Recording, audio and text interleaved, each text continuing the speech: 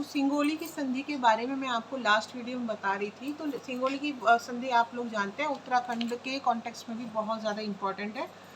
ठीक है, तो हर बच्चे को उत्तराखंड की सिंगोली की संधि एकदम ऐसे फिंगर टिप्स पे होनी चाहिए। ठीक है, सिंगोली की संधि 1815 ईस्वी में हुई। यह संधि प्रथम आंग्ल नेपाल युद्ध के समय हुई थी।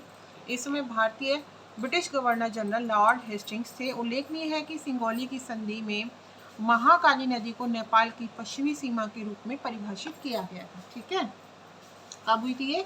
1815 में। और किस किस के कब हुई थी? आंग्ल नेपाल युद्ध के समय।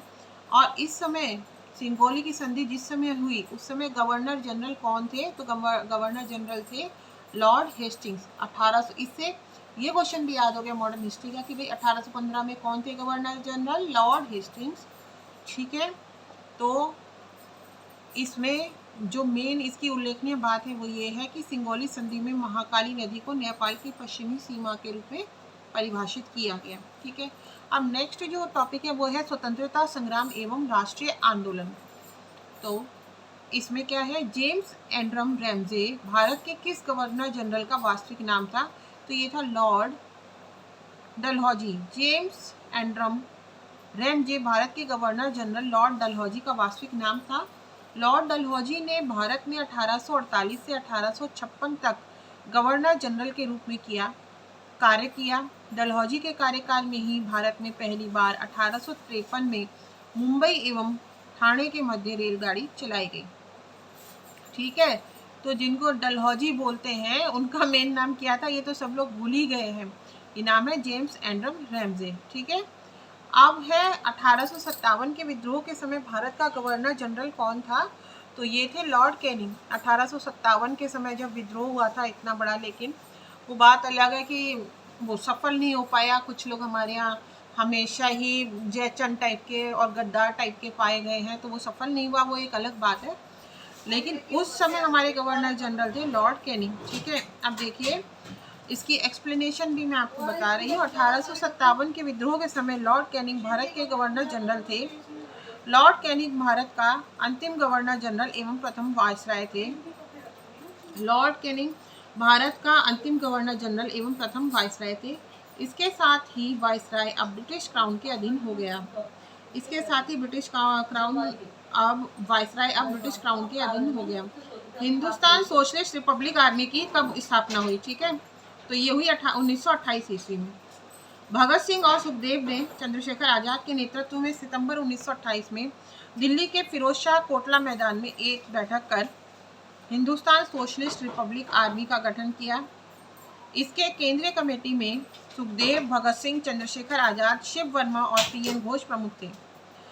तो स्थापना कब हुई थी? 1928 में। क्वेश्चन पूछा गया है कब हुई थी स्थापना हिंदुस्तान सोशलिस्ट रिपब्लिकन आर्मी की? 1928 ईस्वी में। इसके बारे में और जो फैक्ट्स हैं वो ये हैं कि किस किसने की थी इसका जो भगत सिंह और सुखदेव ने चंद्रशेखर आजाद के नेतृत्व में 1900 सितंबर 1928 में दिल्ली के फिरोज शाह कोटला मैदान में एक बैठक कर हिंदुस्तान सोशलिस्ट रिपब्लिक आर्मी का गठन किया। इसकी केंद्रीय कमेटी में सुखदेव, भगत सिंह, चंद्रशेखर आजाद, शिव वर्मा और पीएन घोष प्रमुख थे। अब जो हम नेक्स्ट क्वेश्चन लेंगे वो लेंगे भारत की ज्योग्राफी या भूगोल से। तो पहला जो क्वेश्चन है, अभी हमें कुछ क्वेश्चन जो हम पढ़ेंगे वो पढ़ेंगे भौतिक संरचना, अपवाह तंत्र और मानव भूगोल से रिलेटेड। ठीक है, तो क्या क्या है ये? जैसे फर्स्ट क्वेश्चन है इसमें किंगरी विंगरी नीति माना क्या है? ये तो सभी को पता है, उत्तराखंड में जो भी रह रहा है ये सब दर्रे हैं। ठीक है, किंगरी विंगरी नीति एवं माना उत्तराखंड के प्रमुख दर्रे हैं। किसी पर्वत अथवा पहाड़ी में स्थित अनुप्रस्थ, संकरी, द्रोणी एवं निचला भाग जिससे होकर स्थल मार्ग गुजरता है उसे दर्रा के नाम से जाना जाता है। अन्य दर्रों में थागला एवं लिपु लेक है। ठीक है, तो इसका एक्सप्लेनेशन भी इसमें आ गया कि किसी पर्वत अथवा पहाड़ी में स्थित अनुप्रस्थ, संकरी, द्रोणी एवं निचला भाग जिससे होकर स्थल मार्ग गुजरता है उसे दर्रा के नाम से जाना जाता है। अन्य दर्रों में थागला एवं लिपुलेख है। निम्न में से कौन एक मूल स्थल रूप है? जला, तो इसमें क्या है? ज्वालामुखी शंकु। ज्वालामुखी शंकु का निर्माण ज्वालामुखी उद्गार के समय निकास नलिका से निकले उत्सर्ग के निकास नली के चारों ओर शंक्वाकार रूप में हो जाने से होता है। निकास नलिका से निकले उत्सर्ग के निकास नली के चारों ओर शंक्वाकार रूप में जब उसका जमाव हो जाता है तभी ये शंक्वाकार ज्वालामुखी उसे बोलते हैं या ज्वालामुखी शंकु कहते हैं।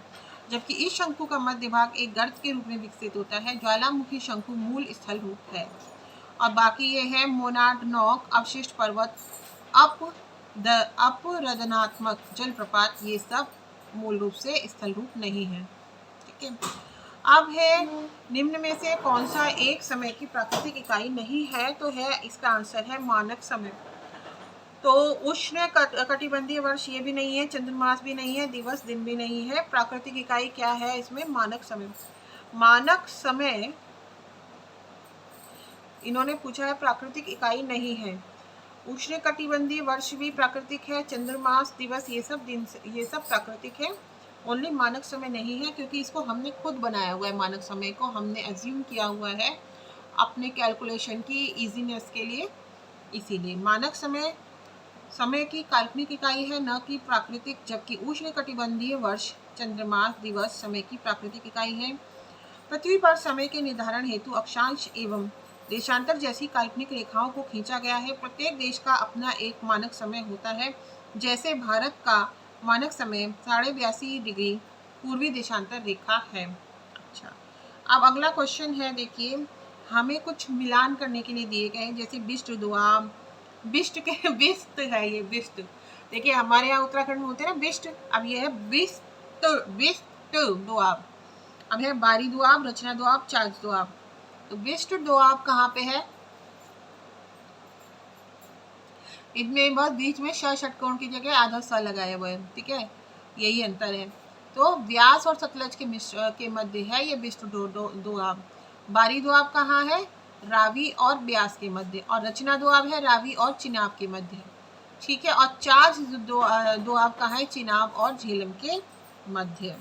चास कहाँ है? चिनाब और झेलम के मध्य। रचना है रावी और चिनाब के मध्य, और बारी है रावी और ब्यास के मध्य, और बिस्ट है ब्यास और सतलज के मध्य। तो कोपेन के जलवायु वर्गीकरण के अनुसार निम्न में से कौन सा उत्तरी बंगाल सहित उत्तर पूर्वी भारत का उपयुक्त वर्णन है? तो शुष्क सर्दी सहित आर्द्र उपोष्ण जलवायु, कैपिटल CWG। शुष्क सर्दी सहित आर्द्र उपोष्ण जलवायु उत्तरी बंगाल सहित उत्तर पूर्वी भारत का उपयुक्त वर्णन करता है। कोपेन के अनुसार भारत के अन्य जलवायु प्रदेश इस प्रकार है। गोवा के दक्षिण एवं पश्चिमी तट लघु शुष्क ऋतु वाला मानसून, और जो कोरोमंडल तट है उसमें शुष्क ग्रीष्म ऋतु वाला मानसून, और प्रायद्वीपीय पठार में उष्ण कटिबंधीय सवाना प्रकार AW। तो शुष्क सर्दी सहित आर्द्र उपोष्ण जलवायु जो है ये कहाँ की है? उत्तरी बंगाल सहित उत्तर पूर्वी भारत का उपयुक्त वर्णन है ये। और कोपेन के अनुसार भारत के अन्य जलवायु प्रदेश कौन कौन है? जैसे गोवा के दक्षिण एवं पश्चिमी तट में क्या है?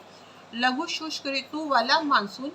कोरोमंडल तट में है शुष्क ग्रीष्म ऋतु वाला मानसून। प्रायद्वीपीय पठार में है उष्ण कटिबंधीय सवाना प्रकार। ठीक है, अच्छा, अब उसके बाद में देखिए तमिलनाडु का समुद्र तट क्या कहलाता है? तो ये कहलाता है कोरोमंडल तट। तमिलनाडु का तट क्या है? कोरोमंडल तट। तमिलनाडु का समुद्र तट कोरोमंडल तट कहलाता है। पूर्वी तटीय क्षेत्र को 3 भागों में बांटा गया है: उत्कल तट, उत्तरी सरकार या रॉयल सीमा तट, और कोरोमंडल तट। पश्चिमी तट को कोंकण तट एवं मालाबार तट में बांटा गया है। तो पूर्वी तटीय क्षेत्र को 3 भागों में उत्कल तट, उत्तरी सरकार या रॉयल सीमा तट और कोरोमंडल तट, और पश्चिमी को कोंकण तट एवं मालाबार तट में बांटा गया है।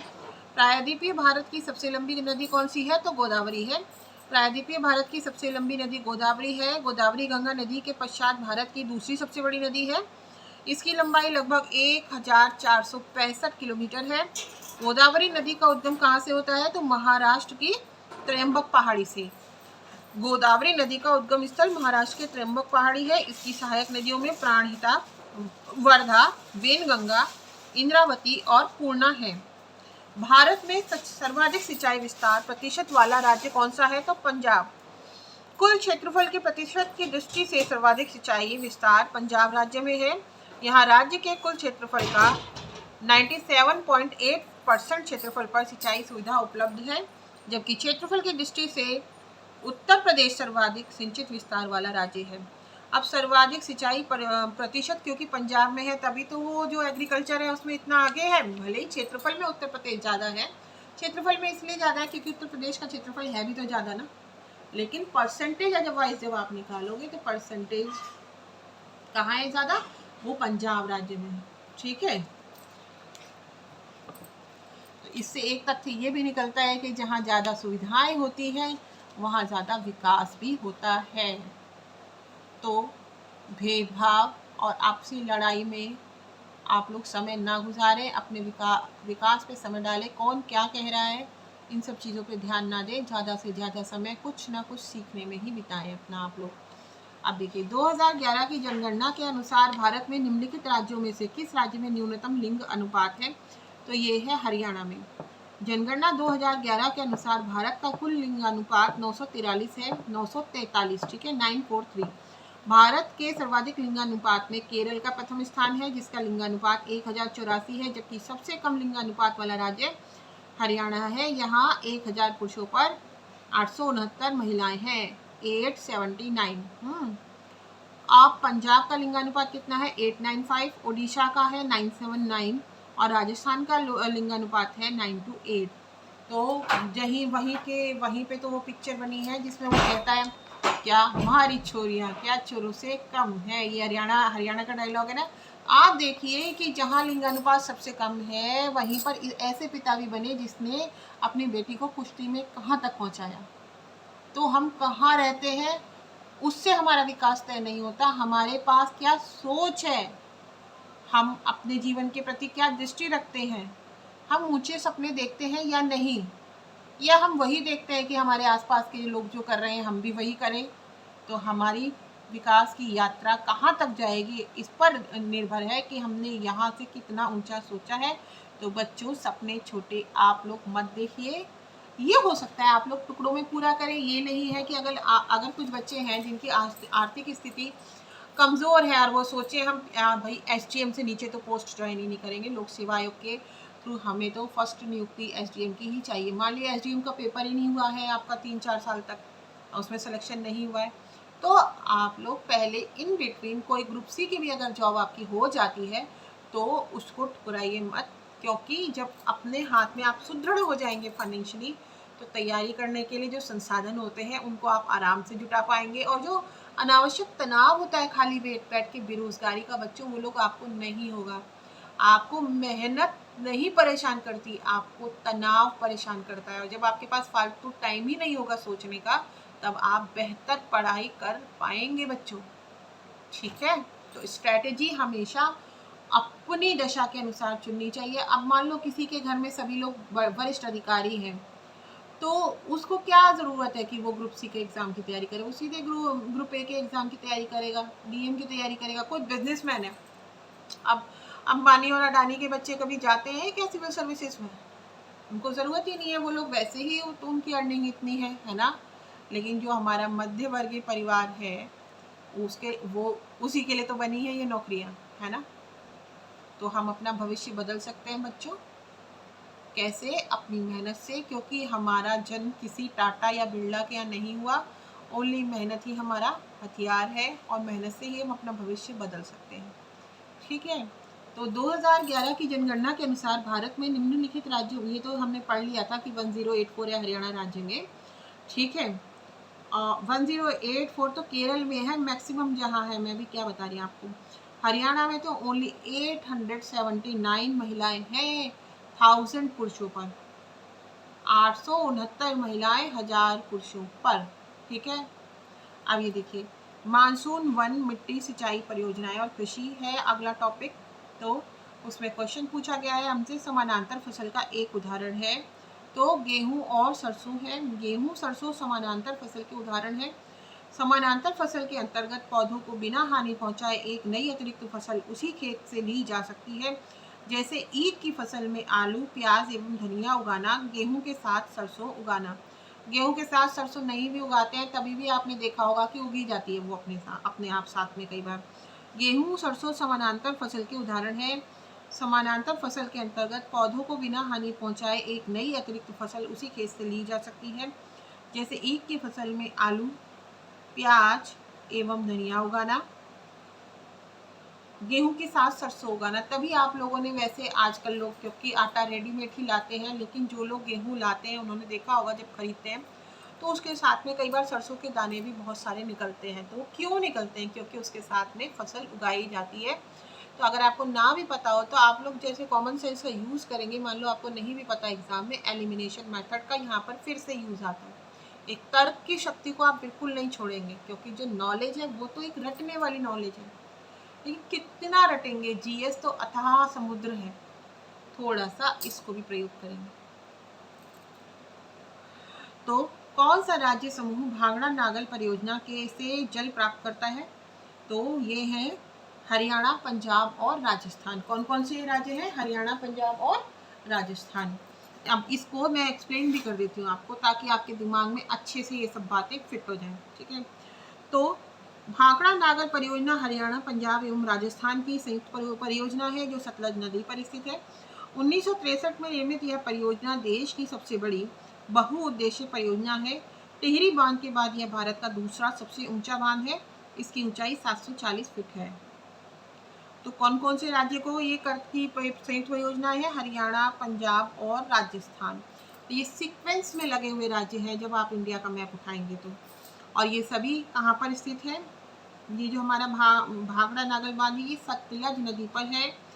1963 में निर्मित यह परियोजना देश की सबसे बड़ी बहुउद्देशीय परियोजना है। चाचा नेहरू के समय की है ये योजना। आप जितनी भी बड़ी बड़ी योजनाएं देखेंगे, बड़े बड़े कारखाने देखेंगे, आप देखेंगे नेहरू जी के समय में कितना काम हुआ है। और उस समय हमारे पास कोई संसाधन नहीं थे। आप ये देखिए, जे.आर.डी. टाटा ने 4 विमान, भारत के प्रधानमंत्री के पास अपने लिए विमान तक नहीं थे। खुद जे.आर.डी. टाटा ने दान किए कि भाई देश का प्रधानमंत्री ऐसे कैसे पैदल पैदल घूमता रहता है क्या? अच्छा बताइए। और उस समय विकास करने के लिए हम तो एक देश में सुई तक नहीं बना पा रहे थे, तो मोबिलिटी तो चाहिए थी ना। तो टाटा जी ने दान किया, नेहरू जी ने मांगा भी नहीं था। और आप ये देखिए उन्होंने कितना काम किया, कितनी योजनाएं बनाई है, कितने कल कारखाने लगाए हैं और कितनी परियोजनाएं चलाई हैं। वो एक विजनरी टाइप के आदमी थे। ठीक है, कुछ भूलें उनसे हुई हैं। तो जब आदमी इतने सारे काम करता है और जो परिस्थितियां होती है उनमें कुछ भूलें, क्योंकि वो भी एक इंसान ही थे, है ना। आप अगर राम राज्य भी पढ़ेंगे तो राम राज्य में भी उल्लेख आता है कि दास प्रथा थी। ठीक है, तो हर व्यक्ति से अगर उसने मनुष्य देह धारण की है तो कुछ ना कुछ गलतियां होती है।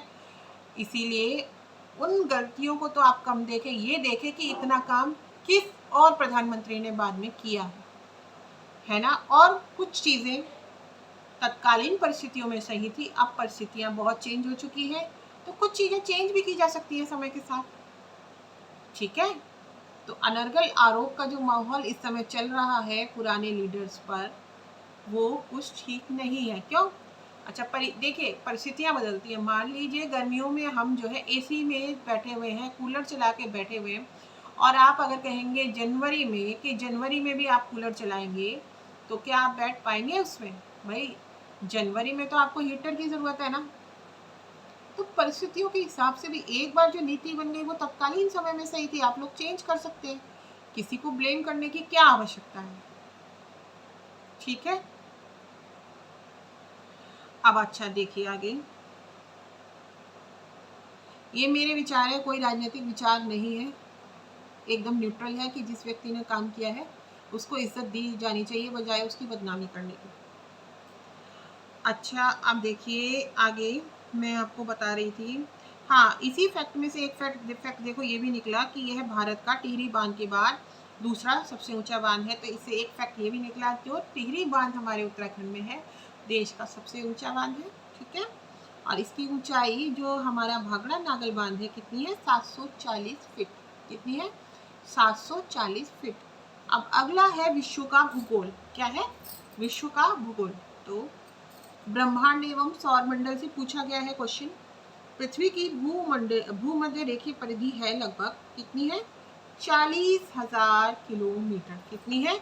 40,000 किलोमीटर। पृथ्वी सौर मंडल का एकमात्र ग्रह है जहां जीवन है। पृथ्वी की ध्रुवीय परिधि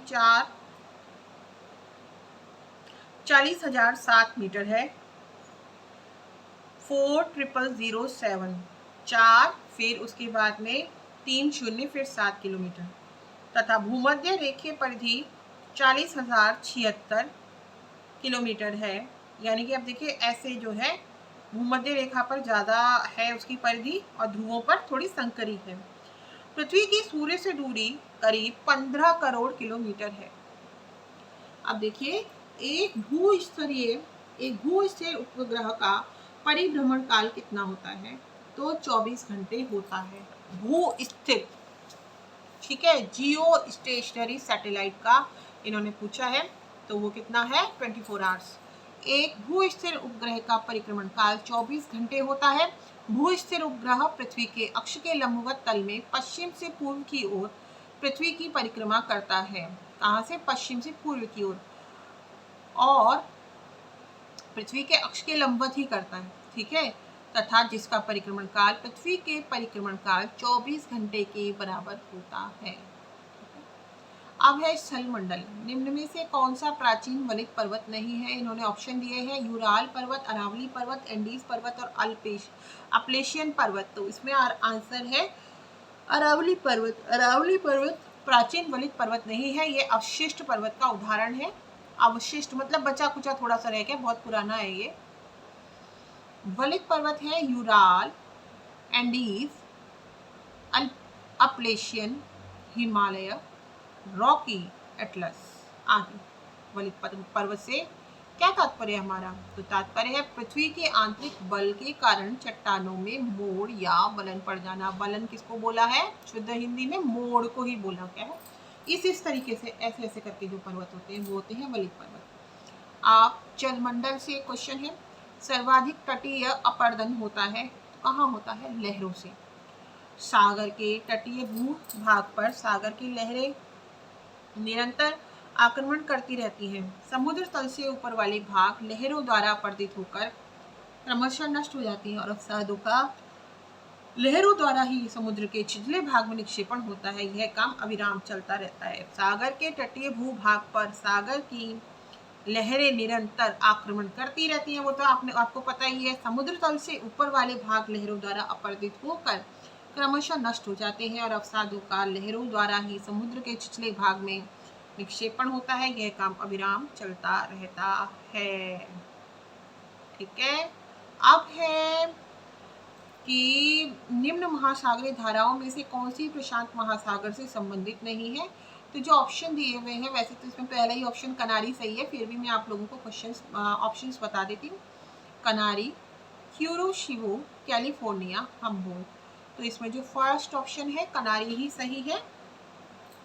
ये प्रशांत महासागर से संबंधित नहीं है, बाकी कैलिफोर्निया, क्यूरोशिवो, हम्बोल्ट ये प्रशांत महासागर से संबंधित है।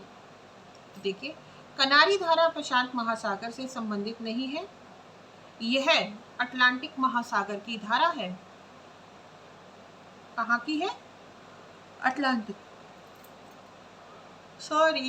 अटलांटिक महासागर की धारा है। महासागरीय जल की सतह एवं निर्दिष्ट दिशा वाले प्रवाह को महासागरीय धारा कहते हैं। महासागरीय जल के सतह एवं निर्दिष्ट दिशा वाले प्रवाह को महासागरीय धारा कहते हैं, ठीक है। अच्छा, कैलिफोर्निया, क्यूरोशिवो और हम्बोल्ट धाराएं प्रशांत महासागर से संबंधित हैं। अब देखिए अब जो नेक्स्ट टॉपिक है वो है वायुमंडल। क्या है? वायुमंडल, एटमॉस्फेयर आ गया। वायुमंडल की सबसे निचली परत कौन सी है? तो वो है क्षोभ मंडल। कौन सी है? वायुमंडल की सबसे निचली परत है क्षोभ मंडल। कौन सी है? क्षोभ मंडल। ओके, तो वायुमंडल की सबसे निचली परत क्षोभ मंडल है। इस मंडल की ऊंचाई पृथ्वी से 8 किलोमीटर ऊपर तथा कहीं कहीं 15 किलोमीटर तक होती है। इसके बाद समताप मंडल और उसके ऊपर के भाग को आयन मंडल कहते हैं। ओजोन मंडल समताप मंडल का भाग होता है। अब है बादल परिणाम है। तो बादल किसका परिणाम है? संघनन का, कंडेंसेशन का, है ना बच्चों। तो वायुमंडल में जलवाष्प के संघनन के परिणाम स्वरूप बादल बनते हैं। स्वरूप के आधार पर बादलों को 4 पार्ट्स में डिवाइड किया जाता है, जैसे पक्षाभ मेघ, स्तरीय मेघ, कपासी मेघ और वर्षा मेघ। तो ये याद कर लीजिए कौन कौन से 4 टाइप के होते हैं मेघ। पक्षाभ मेघ, स्तरीय मेघ, पक्षाभ मेघ, स्तरीय मेघ, कपासी मेघ और वर्षा मेघ। ठीक है, तो यहाँ ज्योग्राफी वाला सेक्शन हमारा होता है पूरा। और अब हम कहाँ छलांग लगाएंगे? कॉन्स्टिट्यूशन से रिलेटेड क्वेश्चंस में, इंडियन पॉलिटी से हमारे क्वेश्चन आएंगे। ठीक है, इंडियन कॉन्स्टिट्यूशन एंड पॉलिटी। अब इसमें क्या क्या है? Citizenship, fundamental rights, fundamental duties, तो जिनको आप हिंदी में बोल सकते हैं नागरिकता, मूल अधिकार, मूल कर्तव्य, राज्य के नीति निदेशक तत्व। ठीक है, तो जो इसमें फर्स्ट क्वेश्चन है हमारा वो क्या है? भारतीय गणराज्य के संविधान का कौन सा अनुच्छेद व्यक्ति की प्राण एवं दैहिक स्वतंत्रता के संरक्षण से संबंधित है? तो अनुच्छेद 21। देखिए, जब भी आप कहीं शगुन देते हैं या तो 11 या 21 का होता है, तो सबसे ज़्यादा इम्पोर्टेंट हमारे लिए क्या है? हमारे प्राण। तो उसमें कितने का शगुन हुआ? अनुच्छेद 21 का। ऐसे ये मैंने ट्रिक बनाई हुई है थोड़ा सा याद रखने के लिए। तो प्राण एवं दैहिक स्वतंत्रता से संबंधित जो अनुच्छेद है वो है अनुच्छेद 21। आ गए ना समझ में? याद कर लेना मेरी ट्रिक। ठीक है, अब देखो, भारतीय संविधान का अनुच्छेद 21 व्यक्ति के प्राण एवं दैहिक स्वतंत्रता के संरक्षण से संबंधित है। संविधान का अनुच्छेद 21 यह उपबंधित करता है कि किसी व्यक्ति को उसके प्राण या दैहिक स्वतंत्रता से विधि द्वारा स्थापित प्रक्रिया के अनुसार ही वंचित किया जाएगा, अन्यथा नहीं। अभी आप लोग मोटा मोटा ये याद कर लीजिए, आगे चल के अगर मैंने कभी डिटेल में पॉलिटी पढ़ाई तब आपको पता चलेगा कि ये तो मेन हमने पढ़ लिया कि भाई दैहिक स्वतंत्रता, इसमें कितनी जब आगे व्याख्या की गई है इन अनुच्छेदों की तो इसमें कितनी चीजें समाहित हैं। ठीक है, तो इसलिए मैंने कहा आप साथ साथ कोई ना कोई एक बुक भी पढ़िए। ठीक है ना। अब अगला है केंद्र राज्य की कार्यपालिका आपात उपबंध। उत्तराखंड में लोकसभा में कितने सदस्य निर्वाचित होते हैं? तो 5। लोकसभा में कितने सदस्य निर्वाचित होते हैं? 5। उत्तराखंड राज्य से लोकसभा के 5 सदस्य निर्वाचित होते हैं। उत्तराखंड में लोकसभा के निर्वाचित क्षेत्र हैं टिहरी 2, 3 होते हैं 1 है टिहरी, 2 है गढ़वाल और तीसरा है अल्मोड़ा, चौथा है नैनीताल और 5वां है हरिद्वार। हरिद्वार अनुसूचित जाति के लिए आरक्षित क्षेत्र है लोकसभा के लिए। ठीक है, अब जो हम नेक्स्ट क्वेश्चन पढ़ेंगे वो पढ़ेंगे विधानमंडल से रिलेटेड, मंत्रिपरिषद से रिलेटेड। उत्तराखंड की विधानसभा 2016 में मनोनीत सदस्य कितने हैं? उत्तराखंड विधानसभा में मनोनीत सदस्यों की संख्या 1 है। श्री रसेल वैलेंटाइन गार्डनर वर्तमान विधानसभा के एकमात्र मनोनीत सदस्य हैं। कौन है? Russell Valentine. अगला क्वेश्चन है केंद्र राज्य संबंधी प्रशासन जम्मू कश्मीर राज्य।